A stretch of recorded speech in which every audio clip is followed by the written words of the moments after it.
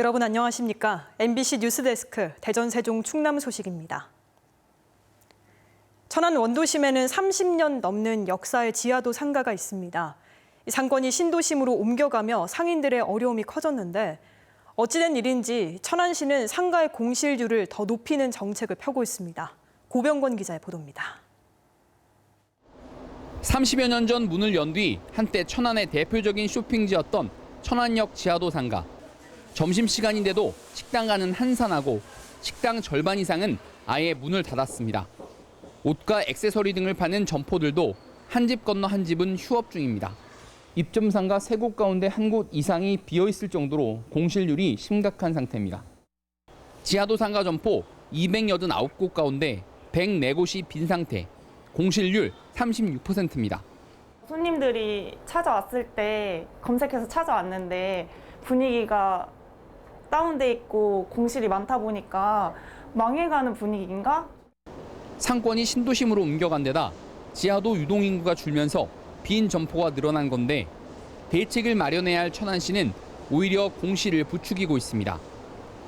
지하도 공간 활용 방안을 세우겠다며 지난해 10월부터 신규 점포 계약을 막고 기존 가게의 계약 연장 규정도 5년에서 1년 단위 갱신으로 바꿨습니다.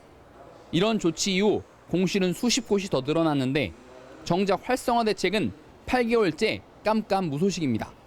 공실을 두신다는 건 어쩌면 저희가 고사되길 바라는 입장이 아니실까라는 생각이 듭니다. 상인들이 여러 차례 민원을 넣었지만 천안시는 묵묵부답입니다. 집주인이라고 뭐 표현을 드릴 수 있는데 요새 아무리 집주인도 이렇게 휘두르지는 않죠. 대책을 묻는 취재진 질문에도 마찬가지입니다. 저희가 앞으로 어떻게 될지 이런 거는 알 수가 없어요. 천안시의 무책임한 행정이 코로나19로 가뜩이나 어려운 자영업자를 또다시 울리고 있습니다. MBC 뉴스 고병권입니다. 지난 한 해 전국에서 접수된 치매 환자 실종 신고는 12,000여 건에 달하고 대전과 세종, 충남에서도 해마다 600건 안팎의 신고가 접수되는데요. 특히 실종 사건이 발생하면 재난 문자처럼 경보 문자를 보내는 실종 경보 시스템도 이달 초에 도입됐습니다. 시민들의 적극적인 참여가 무엇보다 가장 큰 힘이 되고 있습니다. 김광현 기자가 보도합니다. 지난 6일 오후 대전 괴정동의 한 도로, 지팡이를 짚은 노인이 횡단보도를 건넙니다. 길을 건너던 여학생들이 노인이 향한 방향과 휴대전화를 번갈아 쳐다보더니 앞서 지나간 길을 따라갑니다. 해당 노인은 전날 오전 실종 신고가 접수된 상황, 실종 사실을 올린 온라인 커뮤니티에 뜬 사진과 인상착의가 비슷해 보이자 학생들이 따라가 경찰에 신고한 겁니다. 옷차림이 비슷하고 생김새가 비슷하셔서 사진을 보면서 할아버지를 따라갔는데 그게 맞는 거예요. 그래가지고 신고를 하면서 계속 할아버지가 가는 길로 따라갔어요. 학생들의 적극적인 신고 덕분에 노인은 실종 만 하루 만에 무사히 집으로 귀가할 수 있었습니다. 실종 어르신을 찾는다는 온라인 글을 넘기지 않고 혹시나 하는 마음에 딸에게까지 전했던 세심한 관심도 큰 보탬이 됐습니다. 찾았겠지라고 했는데 다음날 아침에도 같은 글이 또 올라오더라고요. 치매 노인분들은 그냥 정처 없이 길만 계속 앞만 보고 걸으실 것 같아가지고 딸아이한테 이제 사진 캡처해서 좀 혹시나 보게 되면 신고를 해달라 연락. 지난해 전국에서 접수된 치매 환자 실종 신고는 12,000여 건. 대전과 세종, 충남에서도 해마다 600건 안팎의 신고가 접수됩니다. 치매 환자가 실종됐을 경우 48시간이 지나기 전 조기에 발견하는 게 매우 중요합니다.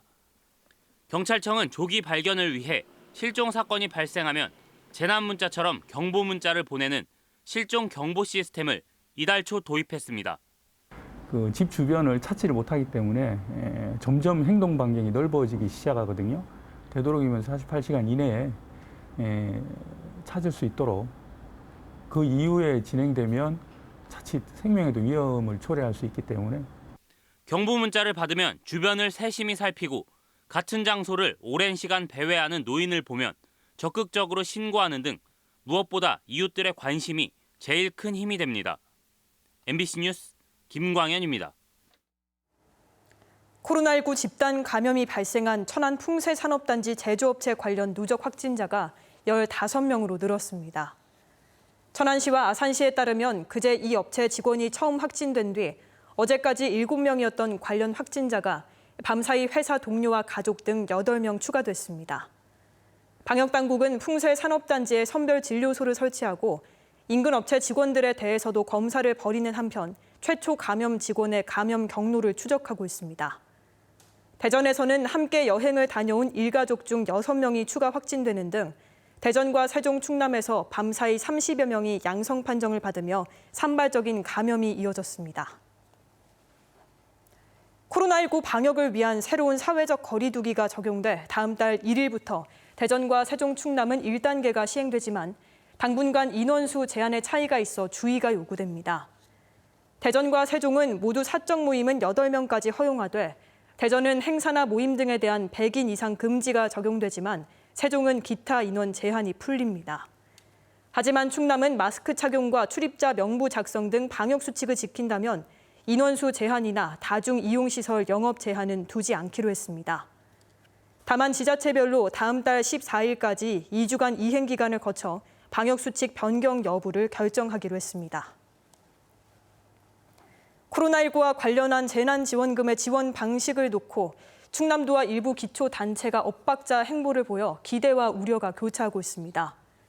양승조 충남지사는 지난 23일 서울에서 연 출판 기념회에서 재난지원금은 재난을 입은 사람에게 두텁게 지원해야 한다며 선별적인 지원 방침을 강조했습니다. 그러나 부여구는 충남 최초로 국민 모두에게 1인당 30만 원을 지역화폐인 굿드레페이로 지급하겠다고 밝혀 경제 활성화냐, 지방선거를 앞둔 포퓰리즘이냐를 놓고 해석이 엇갈리고 있습니다. 오늘 오전 9시 50분쯤 세종시 조치원읍 세종전통시장 내 한 식료품 판매점에서 불이 나 점포 일부가 불에 탔습니다. 당시 점포에는 사람이 없었고 문이 닫혀 있었지만 IoT 화재 경보 시스템으로 신고가 접수되면서 소방당국이 즉시 현장에 출동해 8분 만에 진화됐습니다.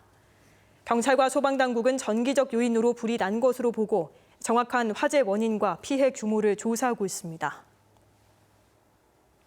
오늘 오전 11시 40분쯤 보령시 대천항 서쪽 14km 부근 삽시도에서 물놀이를 하던 10살 A군이 다쳐 보령 해경에 의해 병원으로 옮겨졌습니다.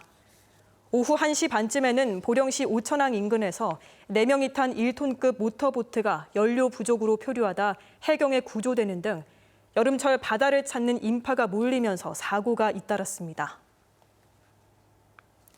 더불어민주당 대권주자인 양승조 충남지사가 윤석열에 이어 최재형 감사원장의 대선 도전을 정치적 투기 행위이자 공직농단이라며 직무수행 동일 기간 출마를 제한하는 윤석열 최재형 방지법을 공약했습니다.